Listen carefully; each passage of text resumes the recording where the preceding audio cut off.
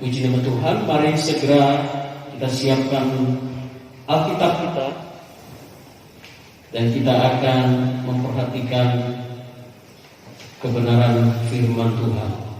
Yesaya 6 ayat yang ke-2, 3. Lalu aku mendengar suara Tuhan berkata, siapakah yang akan kuutus? Dan siapakah yang mau pergi untuk aku? Maka sahutku, ini aku, utuslah aku. Ayat ini dilatar belakangi oleh seorang penulis yang bernama Yesaya.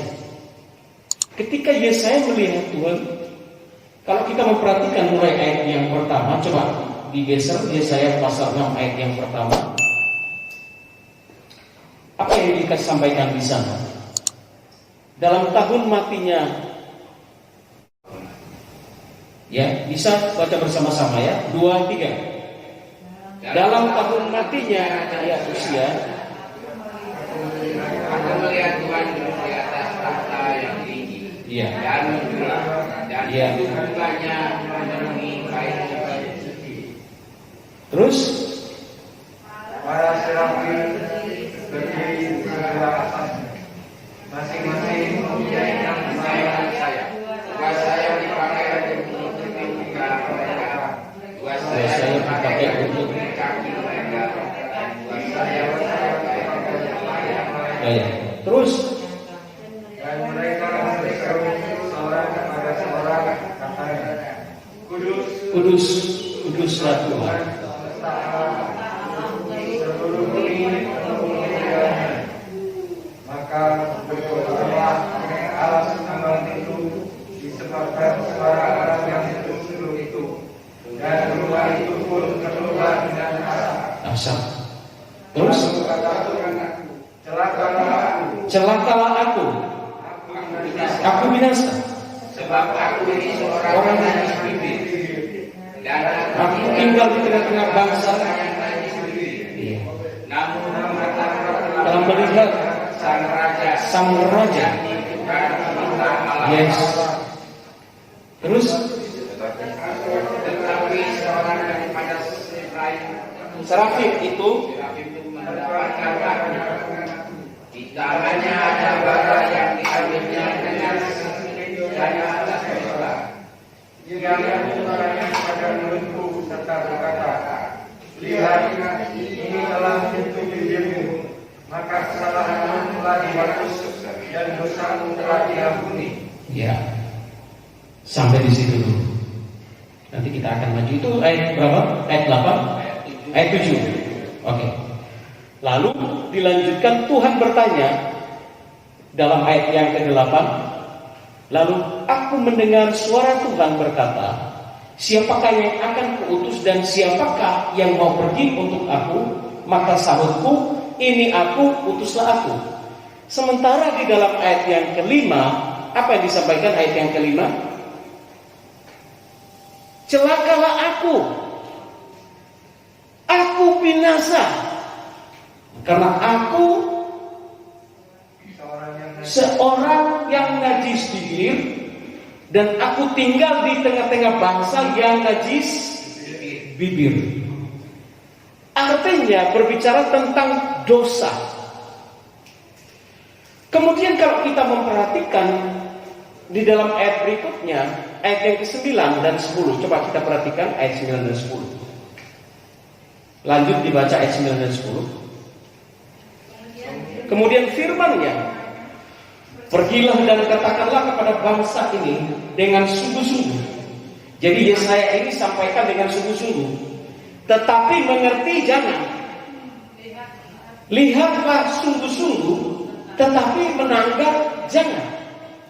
Buatlah hati bangsa ini keras, dan buatlah telinganya berat mendengar, dan buatlah matanya melekat tertutup, supaya jangan mereka melihat dan matanya dengan matanya, dan mendengar dengan telinganya, dan mengerti dengan hatinya, lalu berbalik dan menjadi sembuh.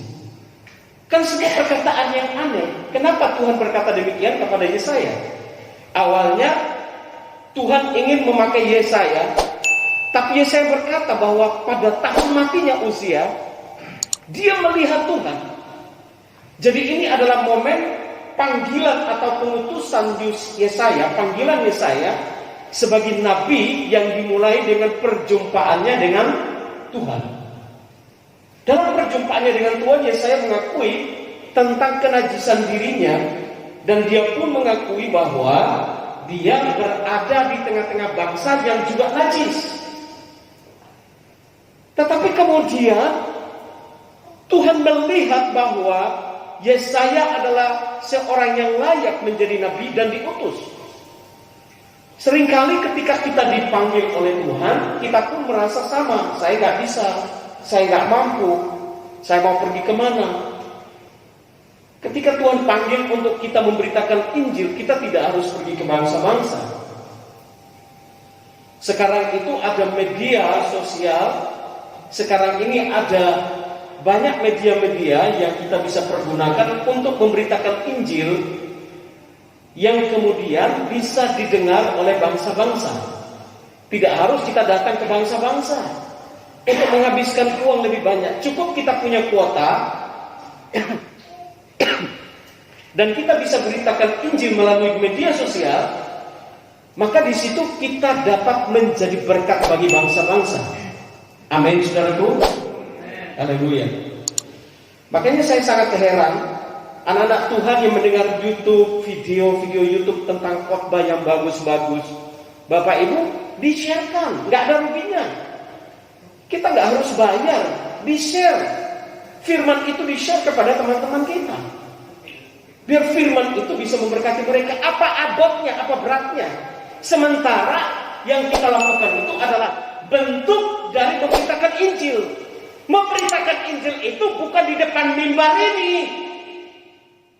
Memberitakan Injil itu bukan di atas mimbar ini, khotbah seperti ini. Memberitakan Injil itu adalah bagaimana caranya kita dapat memberikan pemahaman, pengertian kepada semua orang dengan cara berita-berita Injil, berita firman Tuhan, sehingga mereka bisa mendengar melalui media sosial. Sekarang kan sudah ada media sosial. Kalau kita dengar firman kan cukup kita yang mendengar beberapa orang ini, betul saudara?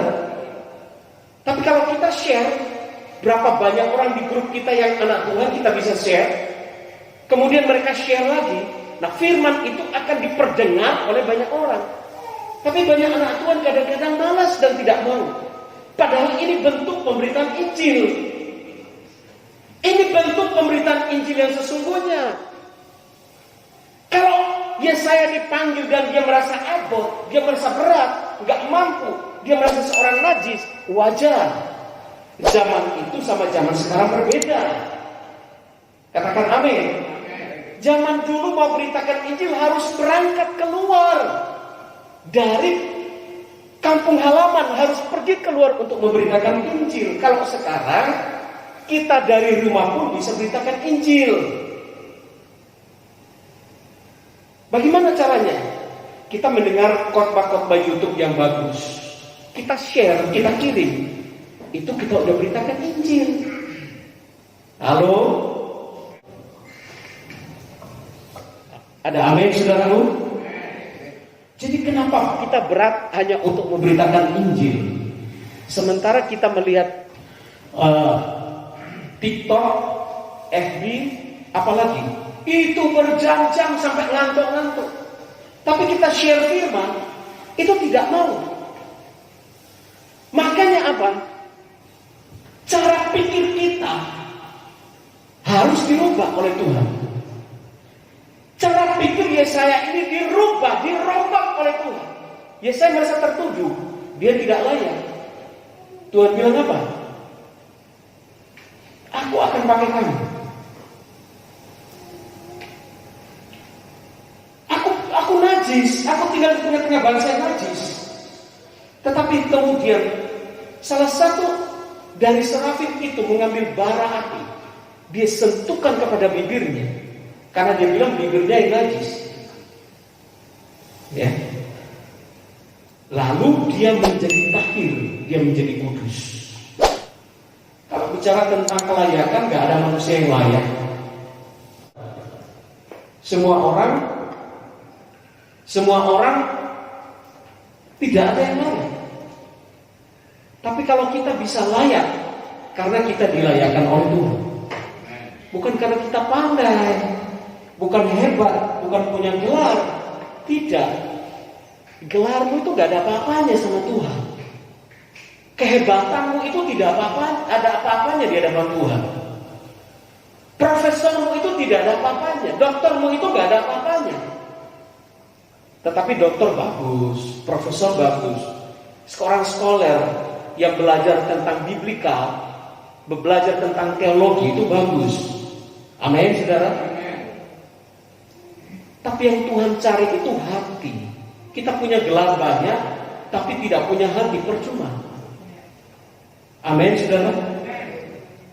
Yang penting itu adalah hati. Tidak punya gelar, tapi punya hati. Jadi jemaat biasa, tapi berfungsi. Ada hamba Tuhan di sini bersama dengan istrinya.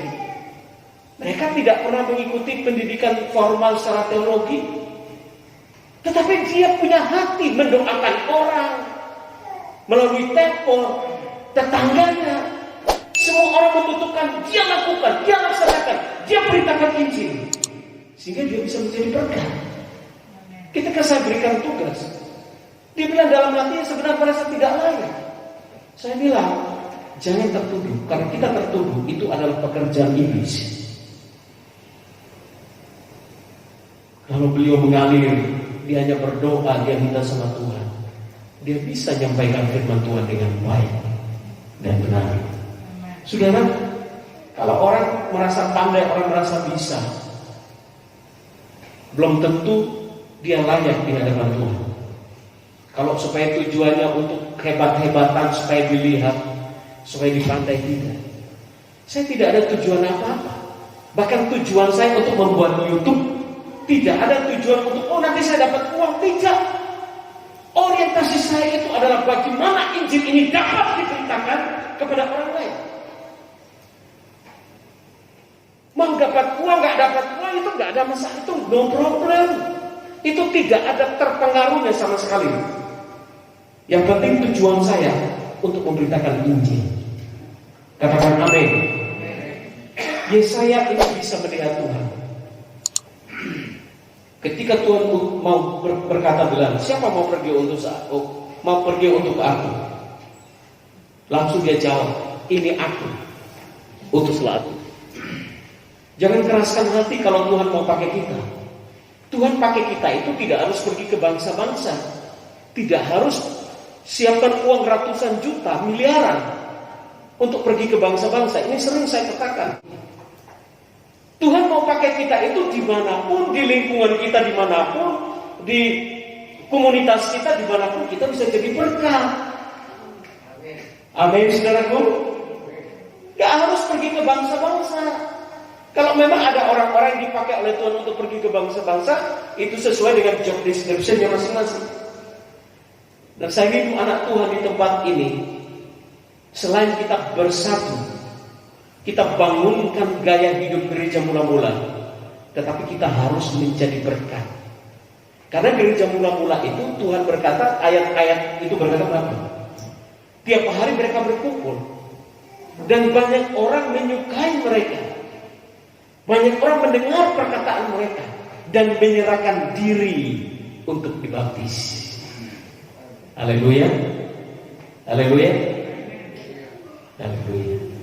Nanti mungkin sekitar bulan depan kita akan adakan baptisan air. Bapak Ibu yang belum dibaptis bisa menyerahkan diri. Yang sudah dibaptis tapi tidak punya surat baptis juga boleh, bisa dibaptis lagi. Silakan. Baptisan air itu juga salah satu hal sakramen penting di dalam gereja. Haleluya. Oke, kita lanjutkan. Nah, yang menjadi menariknya adalah narasi di dalam ayat 9 dan 10. Apa intimasi daripada ayat 2 ayat tersebut? Kenapa Tuhan menyuruh dia untuk beritakan firman? Pergilah katakan kepada bangsa ini dengan sungguh-sungguh. Jadi apa yang dia sampaikan itu dengan sungguh-sungguh. Tetapi mereka mengerti nggak boleh. Aneh nggak? Aneh nggak saudara? Aneh. Mereka mengerti nggak boleh, mengerti jangan. Lihatlah sungguh-sungguh, tetapi menanggap jangan. Buatlah hati bangsa ini keras, Bu. Justru hatinya dikeraskan. Dan buatlah telinganya berat untuk mendengar. Rodok-rodok gak dengar gitu loh. Berat untuk mendengar. Dan buatlah matanya mereka tertutup sehingga mereka gak bisa lihat. Supaya jangan mereka melihat dengan matanya, mendengar dengan telinganya, dan mengerti dengan hatinya. Tetapi pada ending ayat ini justru lalu mereka berbalik dan menjadi sembuh atau dipulihkan atau mereka bertobat. Kenapa demikian? Menurut Bapak Ibu, analisanya gimana? Kok bisa ayat ini terbalik-balik? Kan begitu kira-kira. Kan tujuan kita memberitakan Injil itu supaya orang mengerti, betul? Supaya mata mereka melek, betul? Telinga mereka mendengar, betul? Hati mereka terbuka, betul? Ini semua terbalik. Kenapa demikian? Analisanya adalah karena orang melihat Tuhan itu dengan logikanya. Orang kalau hanya menggunakan logika, dia tidak dapat memahami, mengerti tentang Tuhan itu siapa. Pada zaman Yesaya ini, hal yang sama juga terjadi pada hari-hari ini. Banyak orang sudah melihat, mereka tidak mendengar. Melihat tapi tidak tahu. Melihat tapi tidak tahu. Mendengar tapi tidak mengerti. Hati mereka tertutup. Hati mereka tidak tertutup. Hati mereka terbuka. Mereka dengar firman itu. Tetapi mereka terima firman itu dengan cara yang tidak benar. Seluruh orientasi firman Tuhan, intimasi dari kebenaran firman Tuhan, dari Kejadian sampai Wahyu, itu berbicara tentang siapa? Seluruh orientasi pembahasan firman Tuhan dari Kejadian sampai Wahyu berbicara tentang siapa? Tentang Yesus. Semuanya cuma tentang satu nama, Yesus. Siapa Yesus itu sebenarnya? Yesus itu adalah Tuhan. Yesus itu adalah juru selamat. Kenapa dia bisa jadi Tuhan dan juru selamat?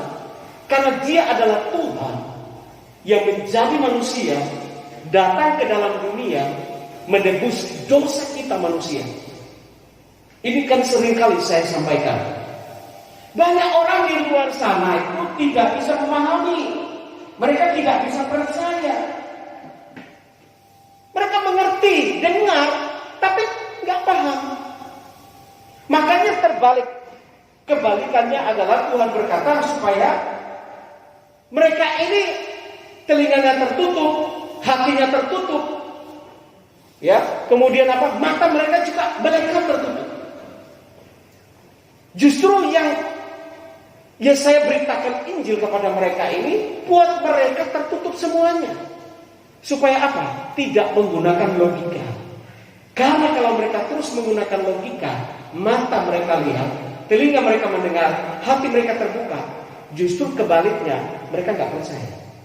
Tapi ketika mata mereka dibuat melekat, telinga mereka ditutup, hati mereka ditutup, maka iman mereka mulai berbicara, berfungsi. Katakan amin. Makanya kenapa banyak orang melihat Tuhan itu, Yesus itu sebagai manusia. Orang yang mengimajinasikan Tuhan dengan logika, mereka memikirkan bahwa Tuhan itu sama seperti manusia. Yang menjadi mengherankan adalah bahwa mereka dapat memikirkan bahwa Tuhan sanggup. Mereka tidak dapat memikirkan bahwa Tuhan sanggup melakukan apapun. Kalau Tuhan mau menjadi sama dengan manusia, itu hal yang kecil, gampang buat Tuhan. Kalau Tuhan itu gak bisa lakukan apa-apa. Tuhan mau jadi manusia bisa, sangat-sangat bisa. Betul? Tapi manusia jadi Tuhan, dia mau cungkir balik, mau bolak-balik kayak apapun tidak akan bisa. Ada amin, saudaraku? Harusnya begitu. Kalau Tuhan mau jadi manusia, itu terlalu kecil. Tetapi manusia tidak bisa memahami bahwa Tuhan itu jadi manusia. Menurut pikiran mereka, kalau Tuhan jadi manusia, masa Tuhan kok bisa mati? Masa Tuhan bisa makan? Masa Tuhan bisa tidur? Karena cara pandang, mindset dia, otaknya dia nggak mampu, karena dia mencoba memikirkan Tuhan dengan nalar logika, cara pikir dia yang dangkal, yang sempit, dan yang pendek ini. Nah, mari kita mencoba memikirkan Tuhan itu dengan cara supranatural. Pahami Tuhan itu secara supranatural. Kalau Tuhan itu bisa hanya memerintahkan orang mati 4 hari saja bangkit, Tuhan Yesus berkata, aku mengampuni dosamu, dan langsung selesai. Apakah dia gak bisa jadi manusia? Bisa banget. Katakan bisa banget. Terlalu bisa Bapak Ibu Saudara. Jadi kalau Tuhan itu mau jadi apapun sebenarnya bisa, tapi mereka kehilangan kesempatan itu untuk mengerti, mengetahui tentang pengetahuan supranatural yang harusnya mereka terima. Harusnya mereka bisa menerima itu, dan untuk mereka sehingga mereka dapat melihat Tuhan itu sebagai Allah yang hebat, yang dasar, yang supranatural, dapat menjangkau segala sesuatu melebihi cara pikir kita, cara pandang kita, jangkauan kita yang sangat-sangat dangkal dan terbatas ini. Sehingga dengan cara mereka nggak bisa melihat Tuhan, sehingga Tuhan nggak bisa memperlihatkan kepada mereka dengan cara yang normal. Karena itu Tuhan menggunakan cara yang tidak normal. Cara apa cara tidak normal? Ayat 9-10 tadi dibuat terbaliknya. Justru dengan cara itu mereka bisa berbalik dan mereka menjadi sembuh. Cara Tuhan itu unik dan ajaib. Ada amin saudaraku? Haleluya. Karena kekerasan dan kedegilan hati mereka serta kebodohan mereka, hati mereka yang menjadi penyebab, ya, kedegilan hati mereka lah yang menjadi penyebab tidak dapat melihat Tuhan dari sudut pandang kesupranaturalan, keajaiban yang Tuhan miliki. Mereka melihat Tuhan itu sebagai manusia, bukannya melihat Tuhan sebagai 100% Tuhan dan 100% manusia. Kenapa saya sampaikan ini? Karena apa yang disampaikan Yesaya pada kesempatan keadaan Yesaya pada waktu itu sama dengan zaman sekarang. Haleluya. Jadi kita harus memahami Tuhan itu dari sudut pandang cara Tuhan, bukan cara kita. Kalau Tuhan itu mau jadi manusia, ya kita harus terima, harus percaya. Kita orang Kristen ini bangga karena apa? Kita punya Tuhan. Ini sering kali saya sampaikan berkali-kali. Kita orang Kristen bangga karena apa? Kita punya Tuhan jadi manusia, memperlihatkan diri kepada manusia bahwa aku Tuhan, benar-benar aku ada loh. Jadi kamu menyembah aku itu tidak sesuatu yang samar-samar. Tidak menyembah aku itu sebagai Allah buta. Allah yang mana, namanya siapa, seperti apa modelnya, kan begitu. Kalau Allah itu kan adalah roh. Kalau dia tetap hidup di dalam rohnya dan dia tidak mau datang kepada manusia, memperlihatkan diri kepada manusia, sehingga manusia bisa melihat dia, berbicara dengan dia, meraba dia, dan dia melakukan banyak keajaiban-keajaiban pada manusia. Amin. Terutamanya adalah dia berkata kepada murid-muridnya, dia berkata kepada orang-orang yang sakit, anak manusia berkuasa mengampuni dosa. Itu saja sudah cukup, tidak usah butuh bukti banyak. Siapa mengampuni dosa? Ada manusia yang mengampuni dosa? Mana ada manusia bisa mengampuni dosa? Tapi Yesus berkata, aku berkuasa mengampuni dosa. Selesai, titik sudah.